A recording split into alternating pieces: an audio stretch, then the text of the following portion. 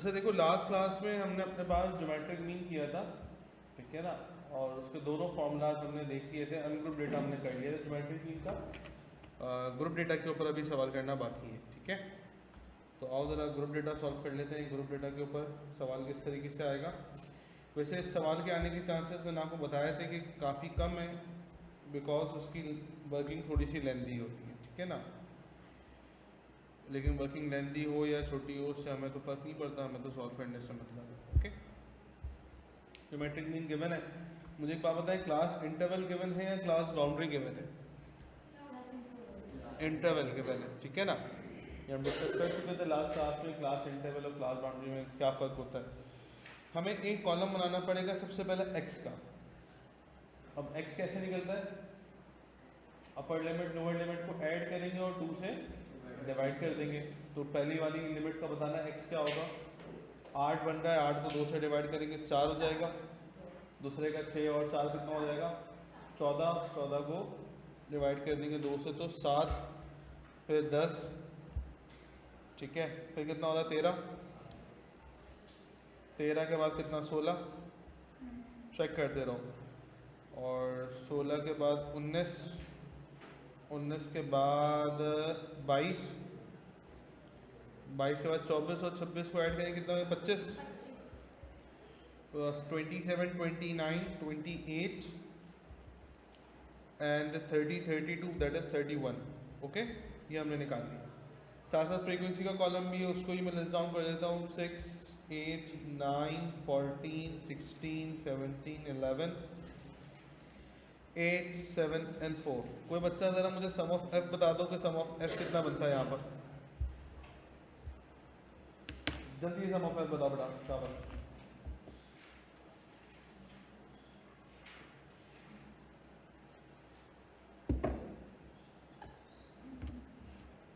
जी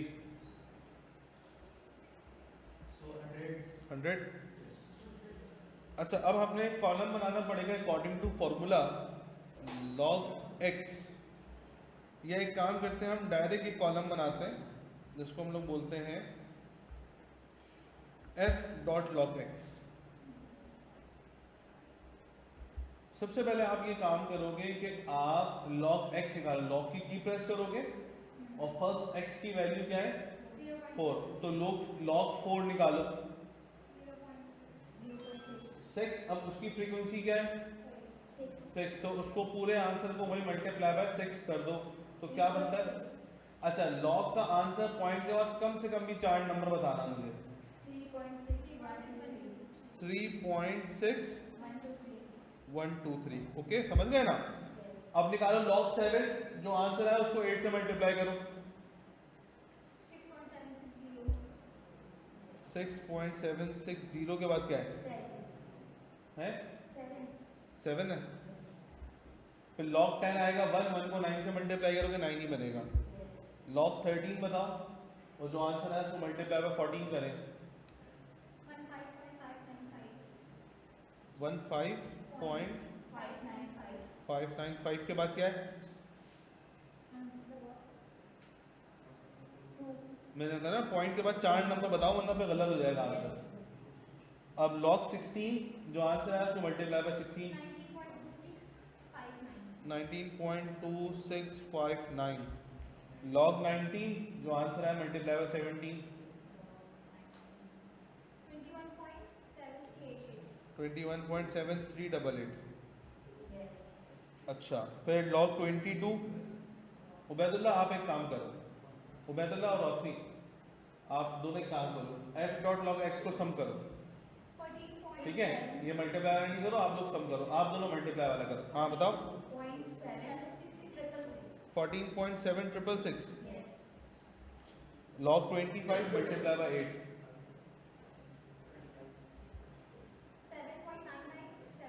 7.9976। 99 बोलो भाई, ये 99 क्या है? ये log 28, जो 10.1301 और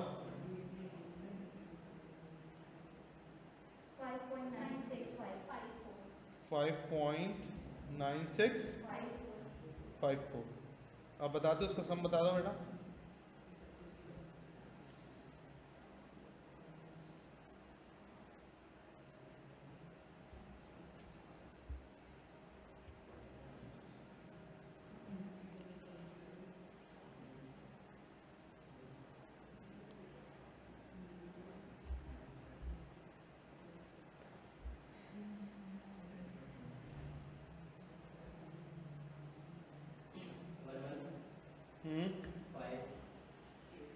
डबल 15 डबल 15 से ऊपर होगा, डबल 18 तो होगा।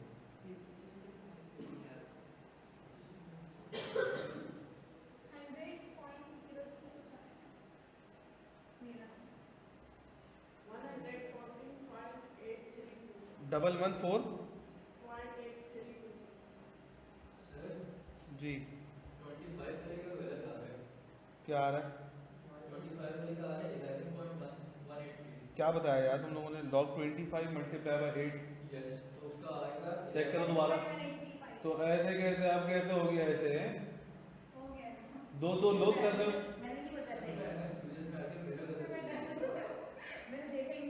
मतलब ये वैसे ये एक बंदे को हमने काम के लिए रखा, वो गलत कर रहा है, उसको जॉब से नहीं निकालो, उसकी सपोर्टिंग के लिए एक और बंदा रखा, उसने भी वही हरकत करी।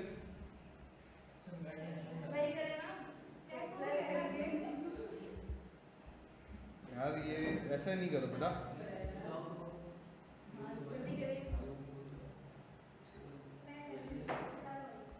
बोलो कितना था? 11 पॉइंट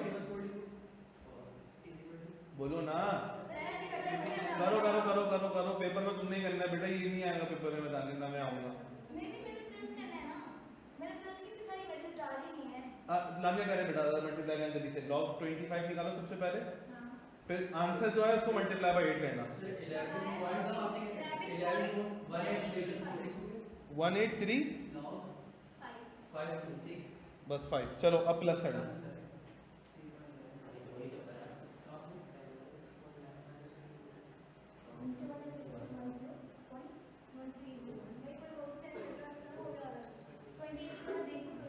सही है सही है सही है सही है सही है सही है। नहीं नहीं 10 हाँ बोलो क्या हुआ?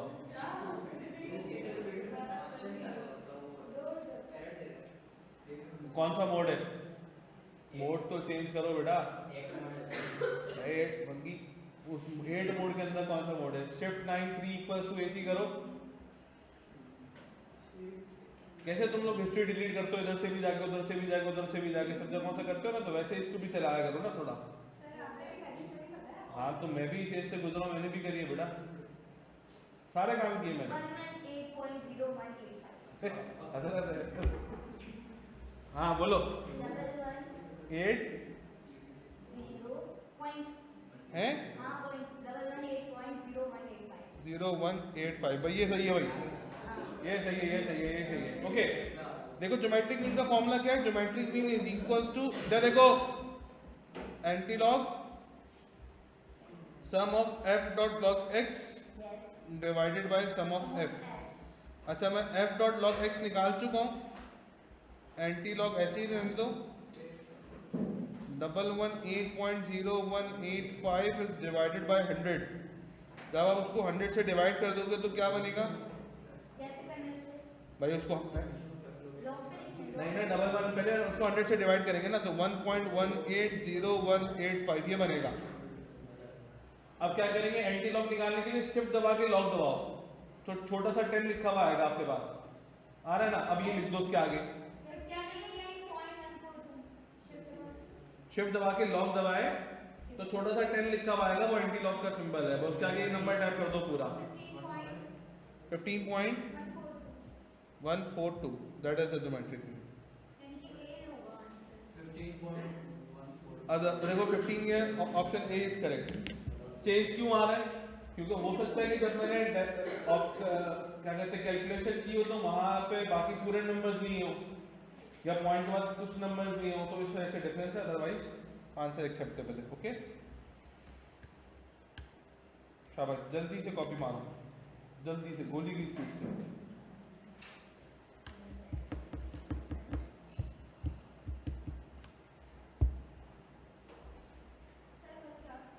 कल क्लास है, कल मुझे शाम में जाना है।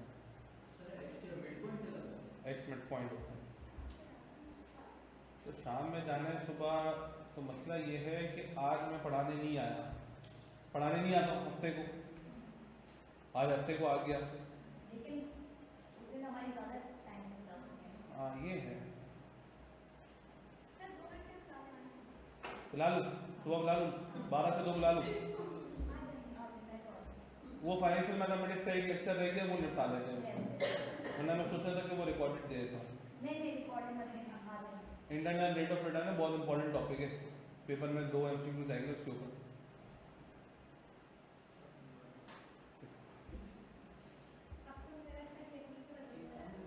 पेपर दें फिर देखते हैं क्या करें। रखें कर लगता हूँ क्लास रखता हूँ 12 से 2 हैं हैं। अबे भाई कितना सोएगा? आपको पता है मुझे रात को सोते सोते बच्चों की वजह से 1 बज जाता है,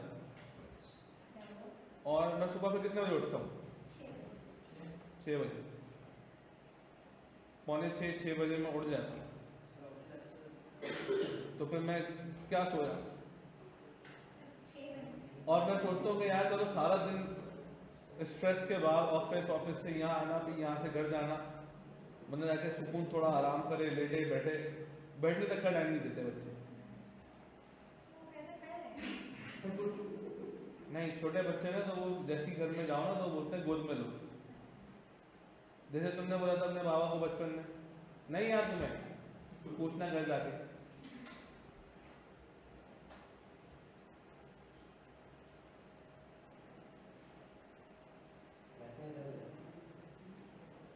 हैं क्लास रख दें? हाँ सही। तुम क्या खा रहे हो? नस्वार? फिर बाबा तुम बाबा ऐसे करेगा।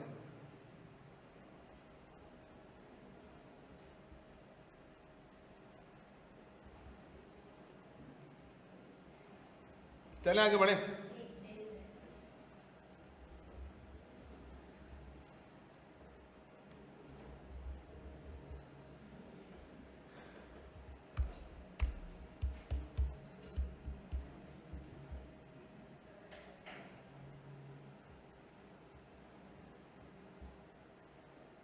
एक काम करते हैं, छोड़ो कल नहीं रखते क्लास, मंडे को रखते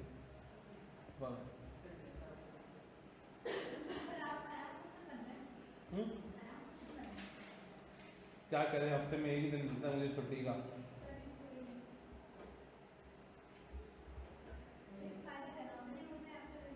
नहीं सुबह मैंने अपने वही बच्चों के साथ भी 8 बजे उठना है। फायदा कुछ नहीं होता संडे का है।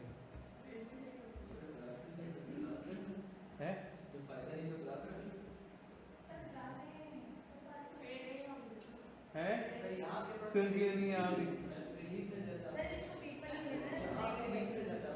यहाँ के रिलीफ मिल जाता है।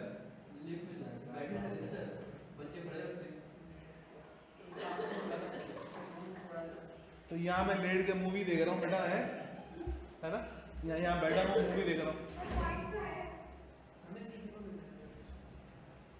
चलो आ जाओ, बातें नहीं करो, टाइम दा हो रहा है। इधर आओ भाई, समझ में आ गया कि ज्योमेट्रिक मीन आपके पास किस तरीके से आएगा ग्रुप डेटा के ऊपर। इसके 5% चांस है पेपर में आए। अभी बोला मैंने बोला ना होने के बराबर आएगा, मैंने कंफर्म नहीं हुआ था कि आएगा। अभी आप बोले नहीं आएगा तो फिर 5% चांस है कि आए, 95% चांस है कि नहीं आए। हम पूरी बात नहीं बता सकता ना यार, मैं थोड़ी कॉन्फिडेंशियल रखनी पड़ती है, उसको पता है। ठीक है, अच्छा देखो यहाँ पर एक सवाल मैंने लिखा हुआ है, कैलकुलेट रिलेशनशिप।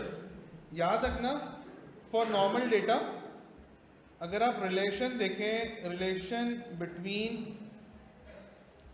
मीन फैमिली,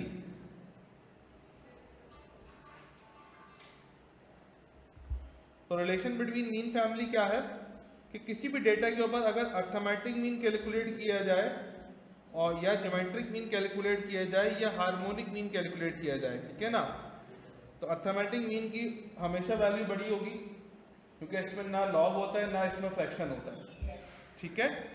फिर ज्योमेट्रिक मीन की उससे बड़ी होगी और हार्मोनिक मीन की सबसे छोटी होगी, क्योंकि हार्मोनिक मीन का जो फॉर्मूला है ना वो 1/x आता है उसके अंदर, ठीक है। तो उससे वैल्यू मजीद छोटी पे छोटी होती चली जाती है, ठीक है।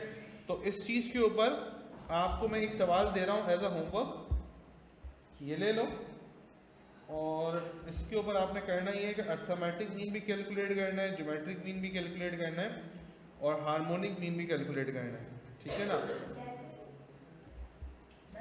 हाँ जैसे भी हमने किया है, और इसमें उसने बोला कि रिलेशनशिप भी वेरीफाई करो, तो रिलेशनशिप मैंने आपको ऊपर लिख दिया है कि अर्थमेटिक मीन बड़ा होगा, ज्योमेट्रिक छोटा होगा, हार्मोनिक सबसे छोटा होगा। आ रही मेरी असल में डायरेक्ट कर सकते हैं जो बड़ा होगा पर्टिकुलर, डायरेक्ट नहीं कर सकता मतलब अभी क्या है ना बड़ा वो ऑटोमेटिकली नहीं होगा। नहीं, तो उसने वैल्यूज भी लिख के दी है ना यहाँ पर, तो वो किस चीज़ के ऊपर वेरीफाई होगा वो देखना है ना, किस नंबर्स के ऊपर वेरीफाई हो रहा है। अगर वो स्टेटमेंट देता ग्रेटर देन करके तो फिर तो मैं लगा देता, लेकिन उसने यहाँ पर नंबर्स के साथ दिए है ना, तो नंबर्स के साथ हमें स्टेटमेंट वेरीफाई करना है ना, समझी भी हो है। चले आगे बढ़े। अब आ जाओ हम लोग देखते हैं कंबाइन मीन। देखो कंबाइन मीन यूज होता है, कंबाइन मीन यूज होता है to calculate average, to calculate average of two और मोर डेटा। मतलब अब तक जो हमने मीन कैलकुलेट किया था sum of x upon n या sum of fx upon sum of f, वो एक सिंगल डेटा के ऊपर हम लोग कैलकुलेट कर रहे थे। कंबाइन मीन यूज होता है ताकि आप दो से ज्यादा डेटा के ऊपर कंबाइन मीन निकाल सकें। जैसे मैंने आपको मिसाल दी थी कि भाई पेट्रोल के ऊपर फ्लक्चुएशन थी, वो जो ओनर जो है वो निकालना चाह रहा था मीन, याद है ना, लास्ट क्लास में डिस्कस किया था। भाई सिमिलरली उसकी कुछ एम्प्लॉयज की गाड़ी डीजल पर भी है, उसमें भी तो फ्लक्चुएट हो रही है। अब पेट्रोल का ही मीन होगा, साथ साथ डीजल का ही मीन होगा। अब उसको एक कंबाइन मीन चाहिए, भाई वो एक एवरेज बताओ जो कि दोनों को डेटा को कवर करे, तो that is the combine mean. फिर कंबाइन मीन हम उसके अंदर कैलकुलेट करेंगे, ठीक है ना।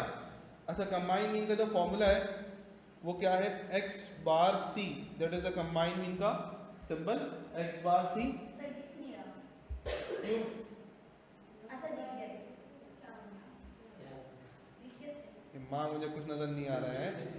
x1 bar multiply by n1 plus x2 bar multiply by n2 divided by n1 plus n2।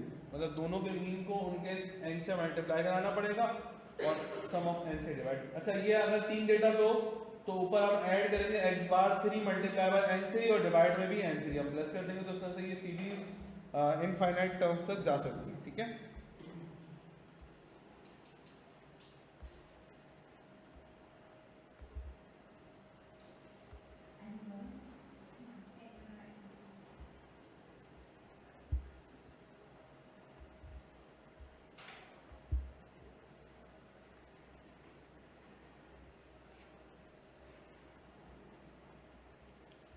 अब देखो ये सवाल हमारे सामने लिखा हुआ है, calculate combine mean for the following data numbers of students in group A, इसको मैं n1 बोलता हूँ, इसको मैं n2 बोलता हूँ।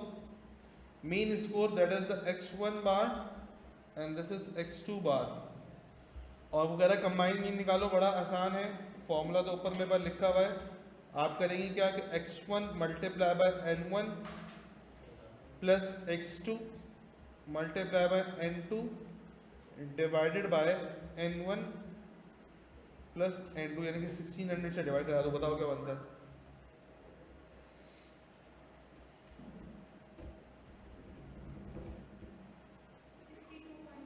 टू 62.5। तो 62.5 क्या कर रहा है, दोनों ग्रुप्स की एक सेंट्रल वैल्यू को रिप्रेजेंट कर रहा है, ठीक है।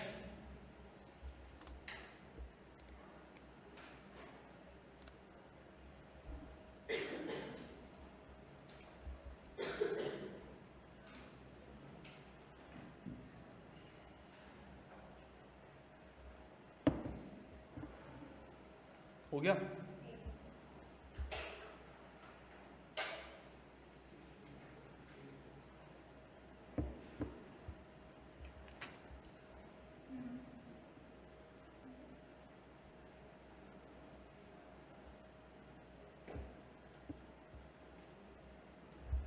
चलो ओके, अब मैं एक सवाल तुम लोगों को दे रहा हूँ, सॉल्व तुम लोगों ने खुद करना है उसको, ठीक है ना? और मैं इसका ऑप्शन भी नहीं दिखाऊंगा।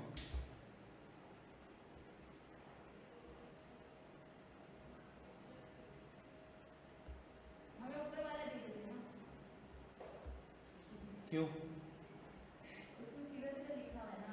इसमें भी सीधा सीधा लिखा है, मैंने कोई चाइनीज लिखी है इसके बीच में क्या? ये देखो सीधा सीधा लिखा हुआ है सब।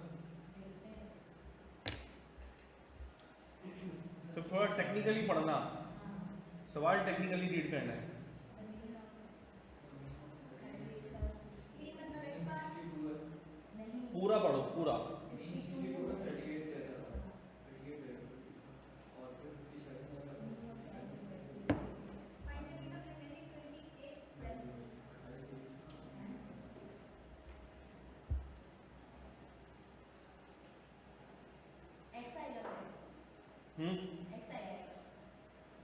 एक्स आएगा, हमें नहीं पता बट अभी मैं शॉर्ट टर्म मेमोरी लॉस पे चला गया, हम खुद देखें अभी।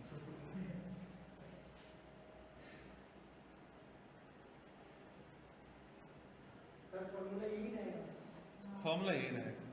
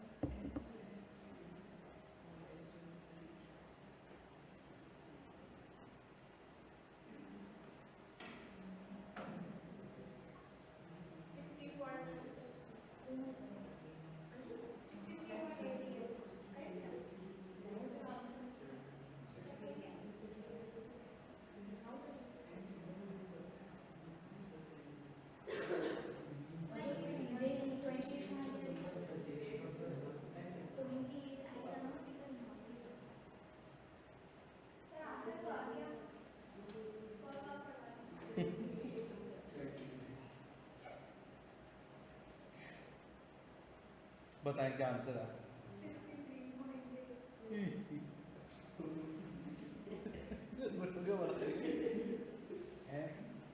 वो जो चैट जीपीटी से जो पूछा वो यहाँ तक नजर आ रहा है? नहीं ना, सॉल्व करो ना बेटा। नहीं हो रहा भाई।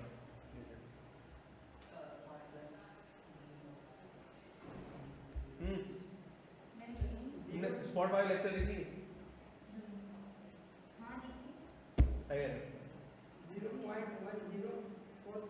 पूरे गलत, दोबारा देखो। हाँ देख लिए, 2 लेक्चर ये दोनों देखे ना, समझ में आ गया ना कि कैसे आगे जाना है, कैसे पीछे जाना है, क्या हो रहा है। 2-3 दफ़ा देखना, वो टेक्निकल कॉन्सेप्ट है, उसके ऊपर हाथ पक्का हो जाएगा ना, फिर तुम लोगों को कंफ्यूजन नहीं होगी कि आगे कैसे जाना है, पीछे कैसे आना है, सब समझ में आ जाएगा उसमें। जी भाई करें डिस्कस। ओके देखो, सबसे पहले सवाल बड़ा अच्छे से रीड करना है। सवाल में एक छोटी सी चीज टेक्निकल दी गई थी मैंने, 28 से पहले एक वर्ड है वो टेक्निकल है। देखो टोटल मिला के 1600 बनता है ना, और अगर मैं 1600 दूं और 1200 दूं और रिमेनिंग 400 का मीन मालूम करने को बोलूंगा ना, फिर मैं समझे बात को? नहीं समझे भाई? ग्रुप ए के नंबर्स कितने हैं? 1200, 2 के 400, टोटल मिलके कितने? तो अगर मैं ऐसे दूंगा भाई 1600 टोटल दूं और 1200 ग्रुप ए के दूं, तो जो ग्रुप बी के हैं उसको मैं क्या बोलूंगा? रिमेनिंग 400, रिमेनिंग 400 बोलूंगा ना, समझे? नहीं समझे? आओ देखो, लिखा हुआ है the mean of 38 values is 62। मुझे समझ में आया कि ये n है और ये x बार है, ठीक है। फिर मैंने आगे पढ़ा था मीन ऑफ 10 वैल्यूज इज 72। फिर मेरे ध्यान में आया यार पहला वाला n1 x1 बार हो सकता है, दूसरा वाला क्या हो सकता है? n2 और x2 बार हो सकता है, ऐसा ना। फिर आगे लिखा find the mean of remaining 28 value. मैंने कहा यार ये रिमेनिंग कहाँ से आ गया बीच में, तो टोटल होता फिर तो, और अगर टोटल होता तो 38 और 10 का टोटल कितना बनता 48, तो 48 नहीं बोला उसने, तो 28 बोला। फिर मैंने सोचा कि 38 को अगर 10 को माइनस कर दूंगा आपस में तो फिर वो बनेगा ना 38। तो फिर मेरी बात ये समझ में आई कि फिर मैंने ऐसे बिठाया कि अगर मैं इसको n1 बोलूं और इसको x1 बार बोलूं और इसको अगर n2 बोलूं तो ये 38 जो है वो n1 प्लस n2 बन जाएगा, है ना। n1 28, n1 10, n2 28, दोनों को मिलाएंगे 38 हो जाएगा। और ये चूंकि दोनों का कंबाइन मीन है तो इसको हम x बार c बोल देंगे। तो सर फिर मीन किसका निकालना है भाई, मीन 28 वैल्यूज का निकालना है ना, मतलब x बार 2 निकालना है, समझे। तो हम फॉर्मूला अप्लाई करेंगे x bar c is equals to x1 bar multiply by n1 plus x2 bar multiply by n2 divided by n1 plus n2। तो ये आ जाएगा 62 आपका मीन आ जाएगा, n1 प्लस n2 आ जाएगा 38, यहाँ को गिवन है 10 multiply by 57 plus 28 multiply by x। तो सॉल्व फॉर x कर लो, जो आंसर आएगा वो आपका x बार 2 कहलाएगा। बताओ क्या आ रहा है।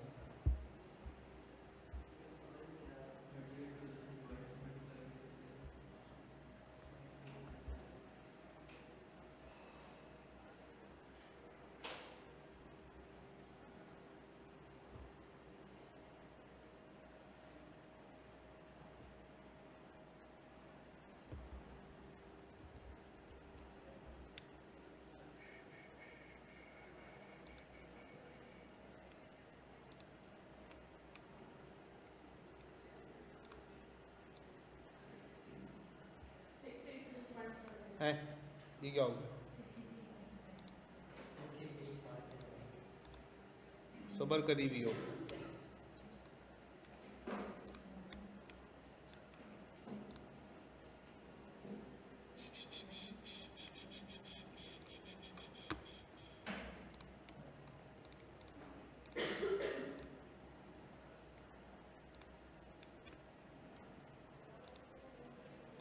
ऑनलाइन स्टूडेंट्स स्क्रीन नजर आ रही है ना भाई, जल्दी से बता दो मैसेज करके। चलो खैर आयो, हाँ भाई आया, मैं दोबारा समझाता हूँ। लास्ट दफा देखो उसने क्या बोला सवाल में कि 38 वैल्यूज का मीन क्या है, पढ़ा ना क्या लिखा है, 38 वैल्यूज है। तो मुझे लगा ये n गिवन है और x बार गिवन है, आगे ना। फिर मैंने आगे पढ़ा, फिर लिखा था मीन ऑफ 10 वैल्यूज। तो फिर मैंने क्योंकि कंबाइन मीन का कॉन्सेप्ट पढ़ा था, उसमें मैंने पढ़ा था कि 2 n होते हैं 2 x बार होते हैं। फिर मैंने पहले वाले को n1 x1 बार बोला और 10 वैल्यूज को जो 57 मीन है उसको n2 और x2 बार बोला। तो टोटल वैल्यू n कितना हो गया, फिर टोटल n पहले वाले का n1 दूसरे वाले का n2 मिलाओ कितना हो गया 48। फिर आगे बढ़ा तो क्या लिखा हुआ, फाइंड द मीन ऑफ, नहीं ना 28 से पहले बड़ा इंपॉर्टेंट वर्ड है रिमेनिंग। रिमेनिंग का मतलब क्या है, बाकी बची हुई।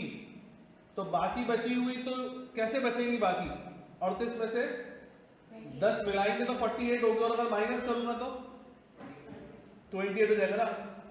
माइनस करने का मतलब ये है कि अगर मैं 10 को और 28 को ऐड करूंगा तो टोटल 38 बन जाएगा, है ना।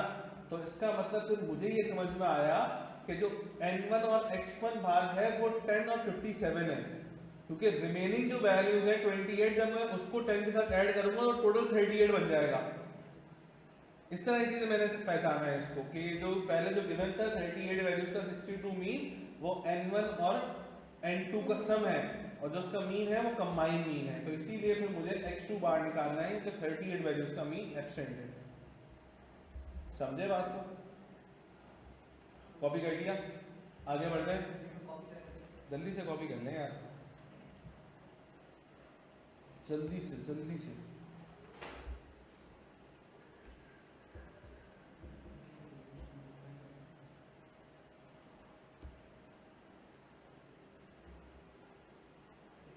अब अपने पास हेडिंग डालें मीडियन।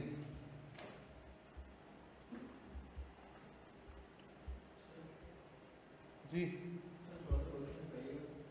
थोड़ा सा क्वेश्चन देख लें।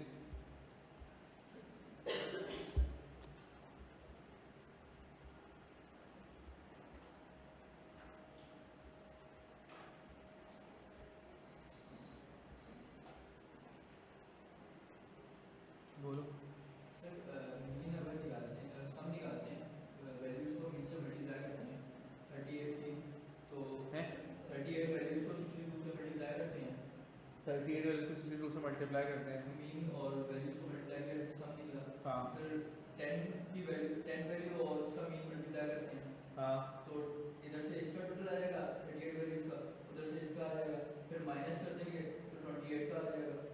28 का मीन नहीं आया ना, 28 का क्या आएगा x2 bar multiply by n2 आएगा, फिर उसको जब 28 से डिवाइड 28 से डिवाइड करोगे तो x2 बार आ आएगा। जाएगा। तो ये तो फॉर्मूले की रिवर्स वर्किंग करिए ना तुमने, फॉर्मूले की मैनुअल वर्किंग करिए तुमने। तो ये मेरे को 38 को मान लिया 62 से मल्टीप्लाई हो जाएगा, वो 10 और 57 मल्टीप्लाई मार के डिवाइड कर माइनस हो जाएगा, फिर 28 मल्टीप्लाई कर डिवाइड करेगा तो x2 बार बच ही जाएगा ना।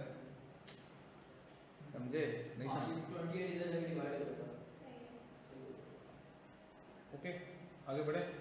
हेडिंग डाली क्या आप लोगों ने मीडियन। कुछ जाहिरी लोग होते हैं उसको मीडियान पढ़ते हैं, ठीक है ना, पत्थर फेंक के मारना है ऐसे होते हैं।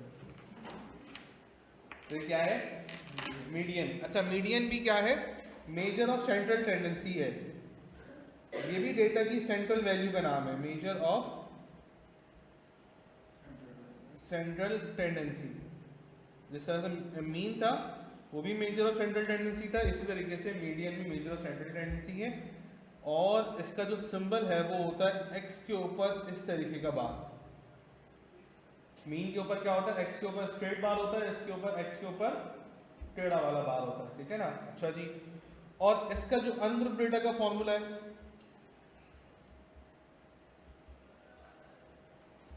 वो क्या है, वो है median is equals to n plus 1/2,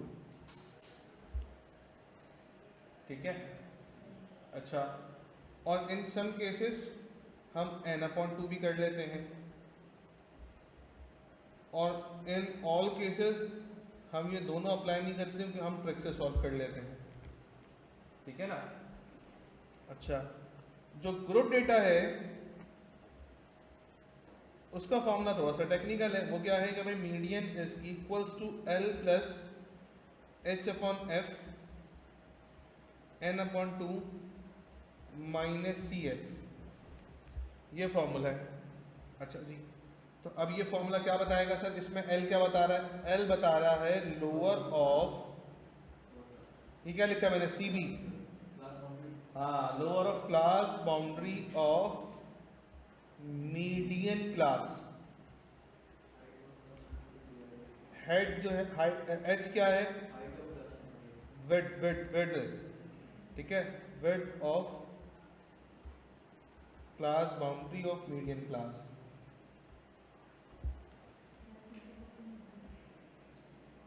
width of class boundary of median है भाई, फॉर्मूले की रिक्वायरमेंट है, हमारा काम है, हमारा कोई कंसेप्ट नहीं। तो अगर मतलब नहीं पूछेगा ना, नहीं ये थोड़ी पूछेगा आपसे कि फॉर्मूले बनाने वाले ने क्लास बाउंड्री क्यों लिया, क्लास इंटरवल क्यों, भाई मुझे क्या पता, मैं कोई फिलोसफी का पेपर थोड़ी दे रहा हूँ, ना मैं कोई थीसिस का पेपर दे रहा हूँ, ठीक है। जो हुआ है सब सही हुआ है, ये फॉर्मूला सही बना हुआ है, इसमें हमने कोई चेंजेस नहीं करी, ठीक है ना भाई। आज तो थोड़ी बना हुआ है, 200 साल पुराना फॉर्मूला, बट ठीक है सही है, 200 साल चलता हुआ रहा, आगे भी चलेगा। F क्या है, frequency of median class.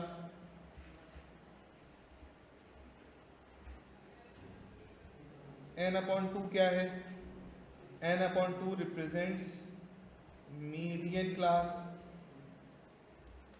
Sir CF क्या है, CF का मतलब होता है preceding preceding cumulative frequency of median class। ठीक है, तो जल्दी से इस चीज़ को नोट डाउन करो ताकि हमने इसके सवालों को सॉल्व करें। शाबाश जी, आ गया ना सामने।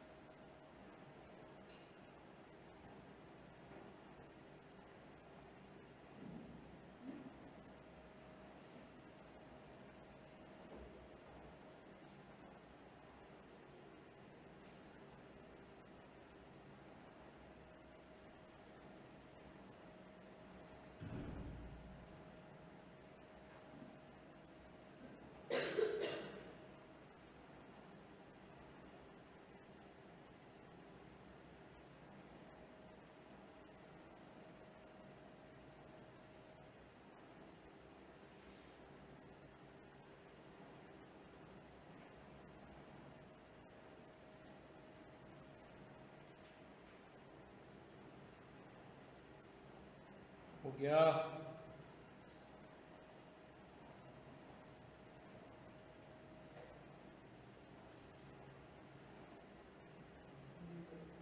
चलें सॉल्व करते हैं आज उसके बाद।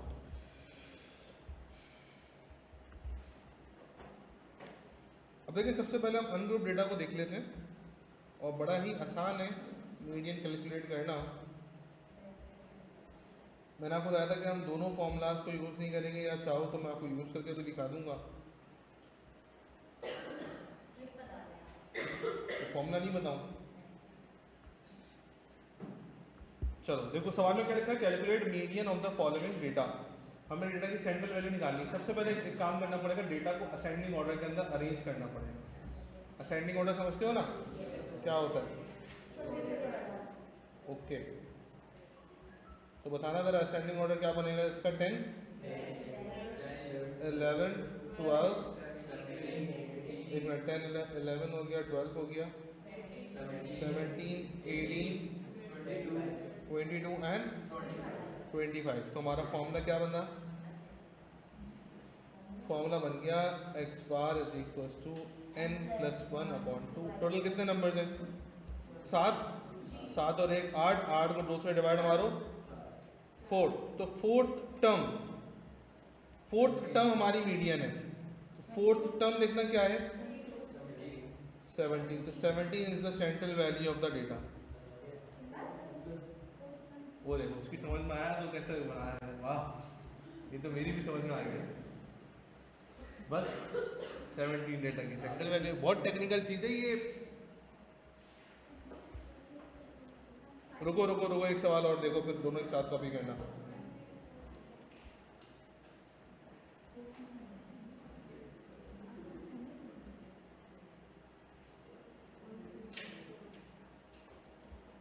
अब देखें, इस सवाल में मीडियन कैलकुलेट करना है। इसको भी डेटा को असेंडिंग ऑर्डर में अरेंज करते हैं। क्या बनेगा? 5, 10, 11, 16, 18, बाकी बात है 22 ही है। 22, 27, 22, 27, 28, 30 और कितने टर्म्स हैं? 2, 2, 4, 2, 6, 2, 8, 2, 10। तो हम फॉर्मूला यूज करेंगे X bar is equals to नहीं, अब इसमें ये यूज नहीं करेंगे ना, इवन नंबर आ गए ना, वो ऑड के लिए था। इवन नंबर आ जाएंगे तो फॉर्मूला यूज करेंगे डायरेक्ट n/2। तो 10/2 कर दो, डायरेक्ट क्या बनेगा? Fifth term. तो फिफ्थ टर्म पे क्या लिखा हुआ है? 18। तो एक्स बार क्या हो जाएगा? 18। ठीक है ना। अगर आप लोगों को समझ में ना आए, कभी फॉर्मूला भूल गए कि n+1 करना है या n+2 करना है, तो उसका सबसे आसान तरीका ये है कि एक वैल्यू आगे से कट करें, एक वैल्यू पीछे से कट करें, फिर एक आगे, फिर एक पीछे, फिर एक आगे, एक ही बचेगी, वही मीडियन हो जाएगा। ठीक है ना। और इसमें भी ऐसे ही करेंगे कि 1, 2, 3, 4, 5, 6, 7, 8। अब क्या करें? तो दोनों को कट नहीं कर देंगे, दोनों को दो बचेंगी ना, या तो एक बचेगी, एक बचेगी तो वही मीडियन है। अगर दो बची तो नहीं ना, प्लस करो और 2 से डिवाइड मारो। कितना बना?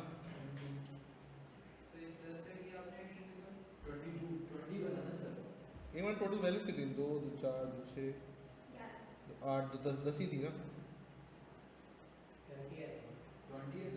नहीं ना, मीडियन गलत निकाला है।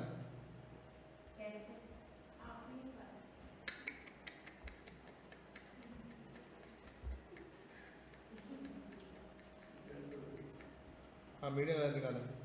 इवन नंबर ही ना ऊपर भी, ये भी इवन था, ऊपर भी इवन था। फॉर्मूला वही n+1/2 यूज करेंगे। 10+1/2 दैट इज 5.5।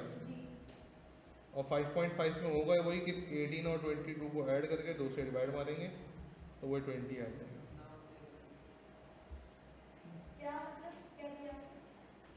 कुछ नहीं किया, फॉर्मूला वही अप्लाई किया n+1, क्योंकि ये भी इवन नंबर्स है ना, ऊपर भी तो ऊपर ऑड नंबर्स थे। ठीक है ना, तो इस वजह से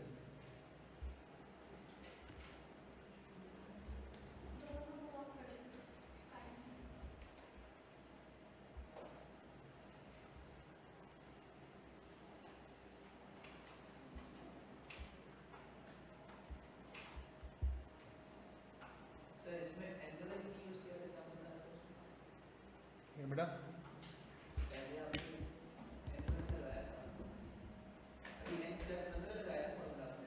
हाँ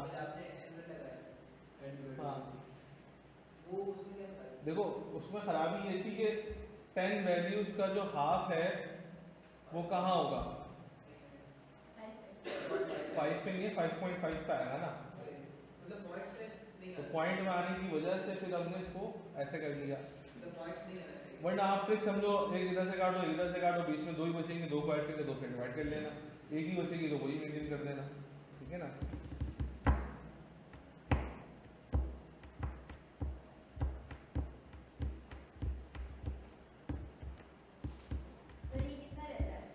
ये तो शुरू हुआ है, 350 फॉर्मूला पढ़ने इसमें। नहीं हाँ 380 नहीं, 350 प्लस है, तो वो 55-60 के करीब चलिए लिखा है। अभी देख लो कितने पढ़े, उस समझ लो कितना बाकी है। यकीन नहीं आ रहा है। देखो ना, मैंने तो स्टार्टिंग में ही जब मैंने ये लिखा था, ऊपर देखो, ये देखो मैंने कितने लिखे थे, लिखे हुए ना, देखो झूठ थोड़ी कह रहा हूँ। लिख के जाएंगे, याद करके जाएंगे, इसका गिरदान करते रहना है।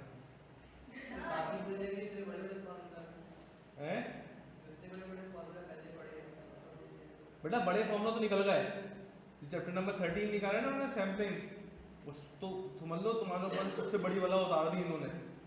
वरना चैप्टर नंबर 13 के अंदर हम पढ़ते थे एस्टिमेशन, और एस्टिमेशन के अंदर भी पढ़ते थे टी डिस्ट्रीब्यूशन, और टी डिस्ट्रीब्यूशन के अंदर ही पढ़ते थे डबल पॉपुलेशन। तो उसका फॉर्मूला अगर यहाँ से मैं लिखना शुरू कर रहा हूँ ना, तो यहाँ तक मैं फॉर्मूला लिखता था उसका। हाँ अभी लिख के दिखा दो, क्या देगा?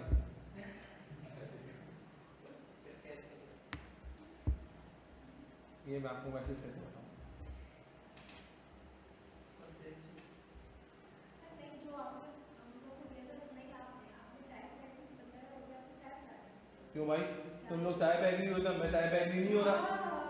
सही सही सही। मैं देखो मैंने पहले तुम लोगों को चॉकलेट बोला, फिर तो तुम लोगों का चाय बोला, तुम लोग मांग के खत्म हो गई बात। ये तो तुम्हारा कसूर है ना कि तुम लोग सस्ते में मांग रहे हैं। अब मैं नहीं मांगना चाय में खाने का तो ऑर्डर करके पूछा है। इसकी है हैं? तो मैं बताऊंगा। Anyway, भाई जल्दी कॉपी करो।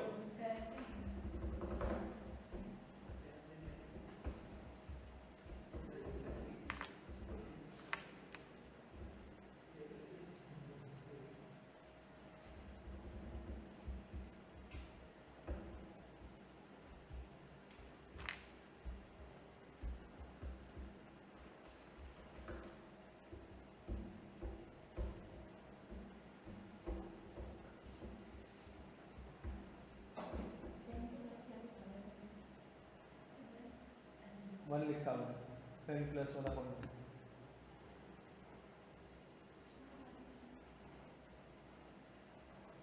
भाई हो गया, कॉपी कर लिया?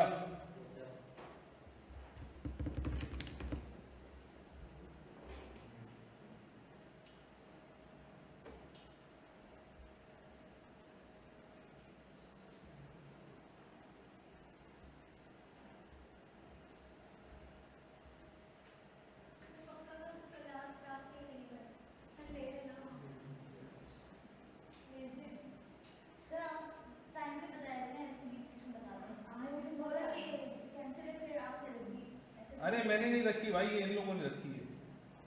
तो मैंने कहा चलो छोड़ो, आज ही पढ़ा के थोड़ा सा संडे को रिलैक्स कर लेते हैं। मेरे पास भी सुबह ही आया, रात में तो उन्होंने मुझे मैसेज किया था वो 12:30 बजे करीब। असल में सैटरडे को रूम फ्री नहीं होते कैफ की क्लासेस की वजह से ना, तो आज कैफ की क्लासेस पता नहीं क्यों नहीं लगाई इन्होंने, सारे बिजी होंगे तो इसी वजह से फिर, या जिनकी होनी थी उनकी दोपहर में होकर निकल गई, तो उन्होंने वही लगा दी क्लास।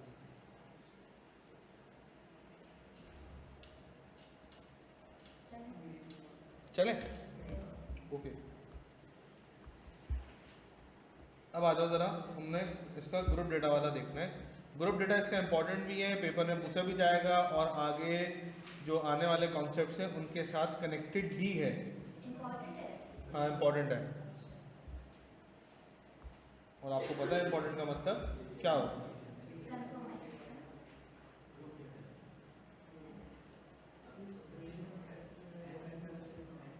अब देखो यहाँ पर मुझे क्लास इंटरवल के मैंने, क्लास बाउंड्री के मैंने इंटरवल के मैंने, लेकिन मुझे क्लास इंटरवल नहीं चाहिए, मुझे तो क्लास बाउंड्री चाहिए, क्योंकि एल की वैल्यू निकालनी है वो तो क्लास बाउंड्री से आएगी। तो क्लास इंटरवल के मैंने तो कोई मसला नहीं, पहले क्लास इंटरवल को हम मैं लिस्ट डाउन करता हूँ। प्लीज सीधा देखो बेटा, 31 to 35, 36 to 40, 45, 46 to 50, 51 to 55 and 56 to 60। अब आ रही है class boundary. Class interval to class boundary निकालने का सबसे आसान तरीका यह है कि अगर आपकी क्लास इंटरवल कोई डेसिमल में नहीं है तो ये ट्रिक अपनाओगे। क्या ट्रिक अपनाओगे कि आपने करना ये है कि जो आपकी लोअर लिमिट्स हैं, लोअर लिमिट्स वहाँ से माइनस करो 0.5, और जो सारी अपर लिमिट्स हैं उसमें 0.5 प्लस करो।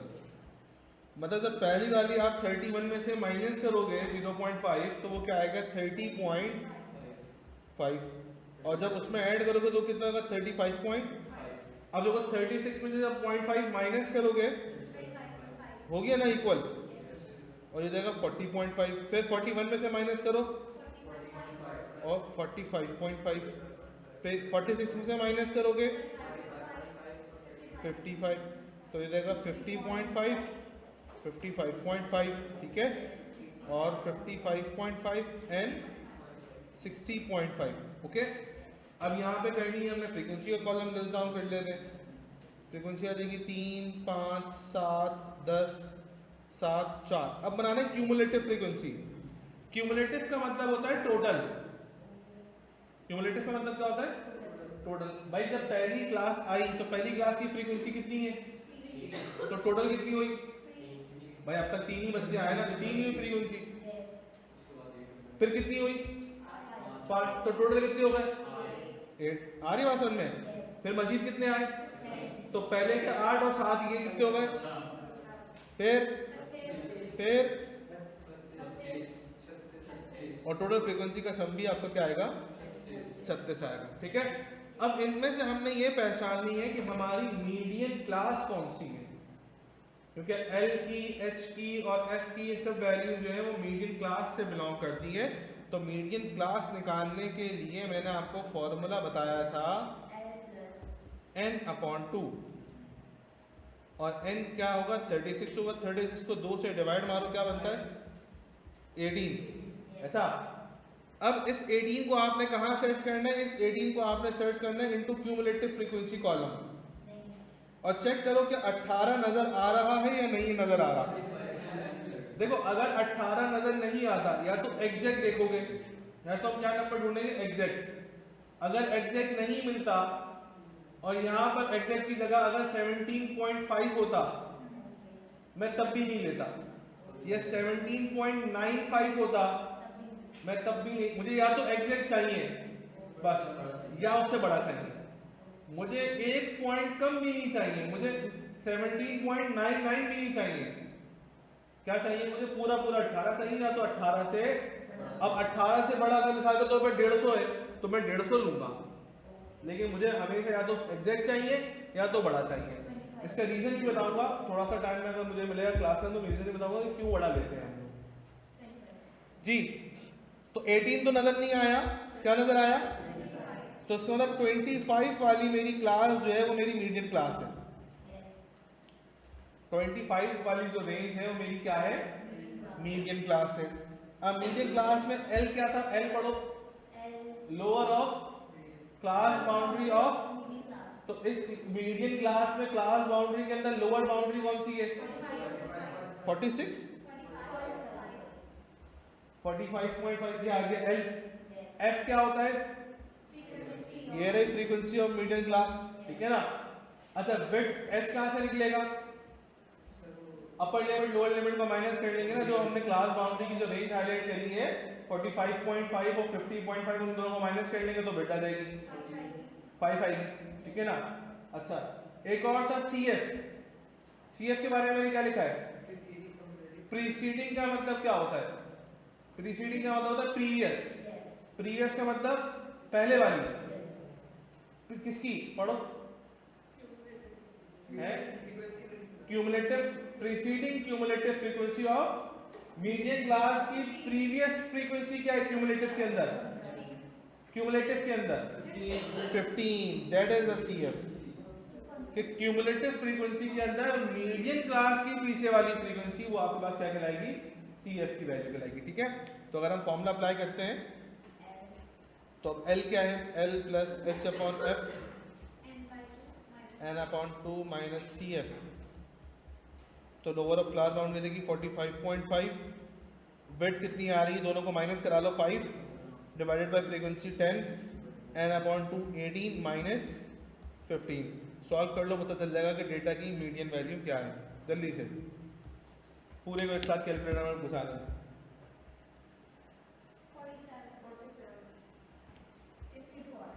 गलत आ रहा है। 47 is the correct answer, option B.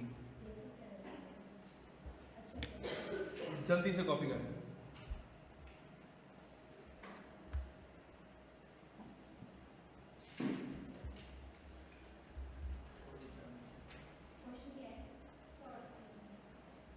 Fourteen. ओहो अभी तो 14 सवाल सॉल्व करने हैं। 50-60 तो होंगे।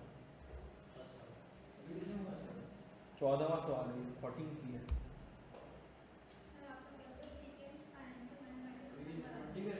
हैं 20 करेंगे? मुझे क्या पता कितना टाइम बचेगा? एक आध सवाल और करते, एक सवाल और करते हैं।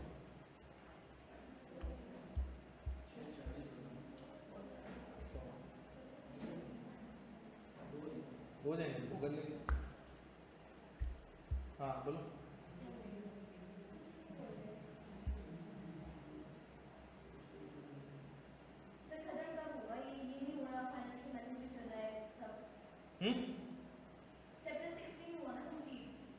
एक लेक्चर रह गया उसका तो इसके भी तो पढ़ाएंगे ना पढ़ने का पेपर से चलेगा उतना बढ़ गया क्या फाइनेंस में उसका असाइनमेंट कर लिया?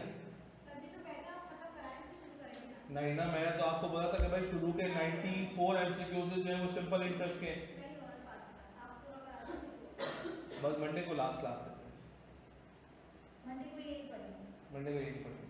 तो 1.5 घंटे में चैप्टर कंप्लीट हो जाएगा अभी कहाँ 4 घंटे में खत्म करा देंगे आप अभी 1.5 घंटे में पूरा आप बोले मैं एक हफ्ते में सिलेबस खत्म करा दूं, आप बोल के देखें मैं एक हफ्ते में सिलेबस करा दूंगा। हाँ सारे रिकॉर्डिंग करा देंगे नहीं लाइव करा कर, पता है कैसे? माइक म्यूट करने में।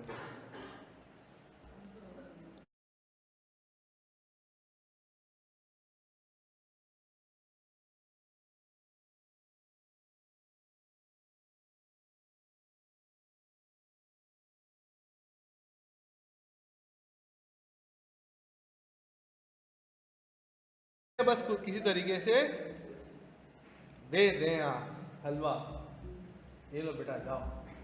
ये नहीं बोल रहा आप भी हमारे बदले का पेपर देने चले जाइएगा, क्या करेंगे उस दिन? अलावा ही है ना वो तो मैंने वीडियो देखा तो होने को तो 4 दिन में भी हो सकता है। ऐसा नहीं कुछ जैसे आप कहीं ड्यूटी वाले क्या देंगे? ड्यूटी ड्यूटी इन्वेजिलेटर भी क्या करूँगी? ऐसे ही कुछ भी था इतने पैसे नहीं चाहिए। हाँ पूछो, मैं पूछ ली डायरेक्ट यार, कोई मसला नहीं कुछ। फ्रीक्वेंसी कहाँ से आएगी भाई? मिड डे नहीं ना, मिड डे क्लास रेंज में जो आएगी वो फ्रीक्वेंसी होगी, एफ की वैल्यू जो होगी मिड डे क्लास की वो फ्रीक्वेंसी होगी। चलिए कौन सी? हाँ तो वो तो दी हुई है भाई, वो तो मैं समझा तुम ये 10 की बात कर रहे हो, मैंने फ्रीक्वेंसी लिखी है, वो तो गिवन है ना यार ऊपर सवाल में।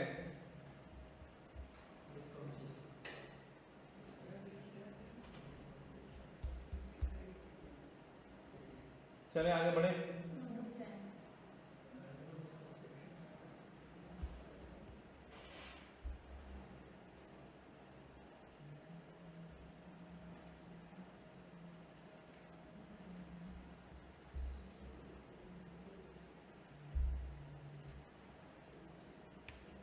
हाँ बैदुल्ला, तुम्हें किसने बोला आई के मेल करता है या मैसेज करता है?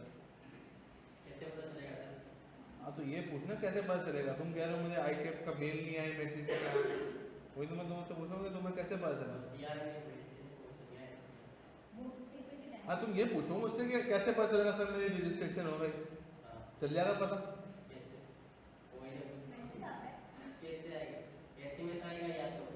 देखो रजिस्ट्रेशन जिन बच्चों की हो गई ना उनको कम से कम भी 2 हफ्ते रुकना पड़ता है, फौरन से नहीं होती।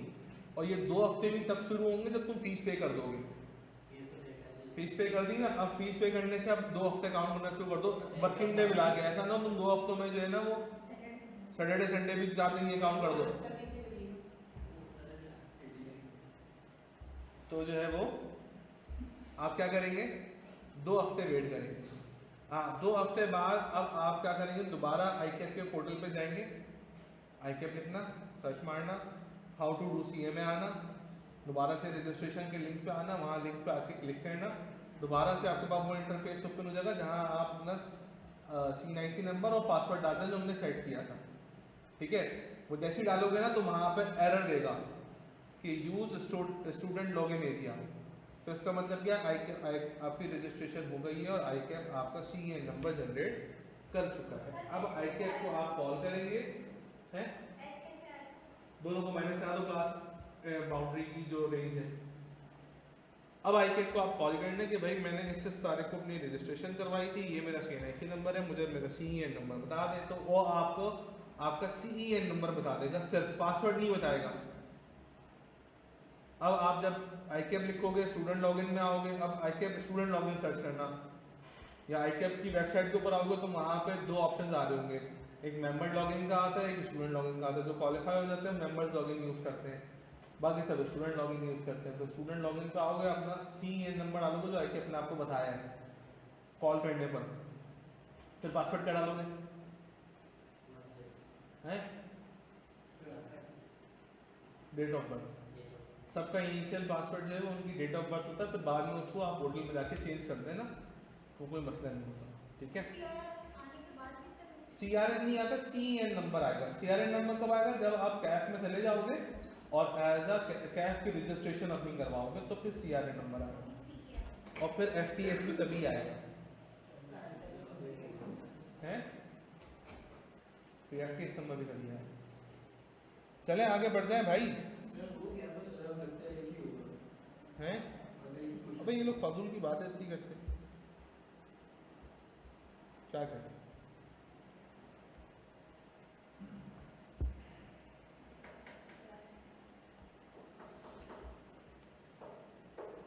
PRC करने के बाद जब रिजल्ट आएगा तो फिर आप CRN के लिए अप्लाई करेंगे ICAP में। 5 या 6 हज़ार रुपये फीस है उसकी, वो पे करेंगे तो फिर आपका CRN नंबर आएगा। पहले ऐसा नहीं होता था, पहले डायरेक्ट CRN आता था, लेकिन अब थोड़ा सा सर मेरा जो नंबर आया है उसको CRN ही लिखा हुआ है नॉट CEN। CRN ही लिख के दिया उन्होंने। चलो देख लेंगे क्या है। सर आप पीछे हैं? आप पीछे चल रहे हैं। मैं पीछे चल रहा हूँ। अब मेरे चलो सॉल्व कर लो ये सवाल।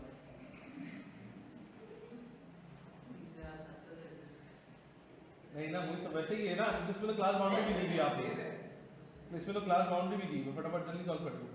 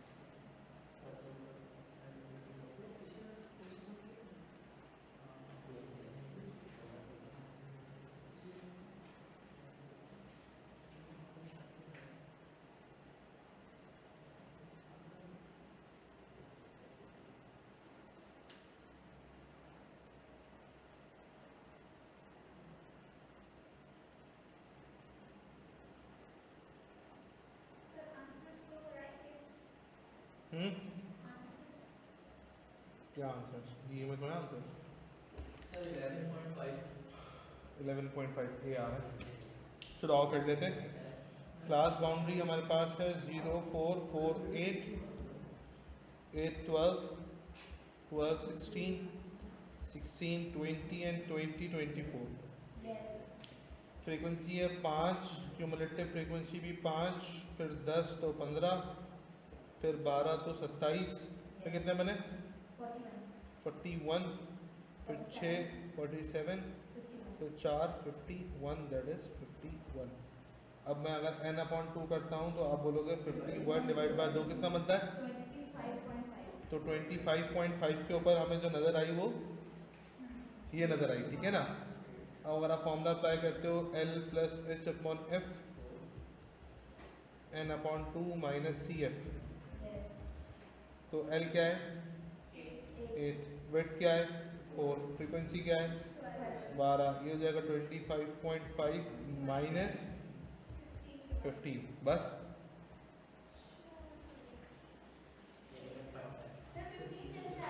प्रीसीडिंग क्यूमुलेटिव फ्रीक्वेंसी ना, सी एफ की वैल्यू तो क्लास के ऊपर वाली होती है ना।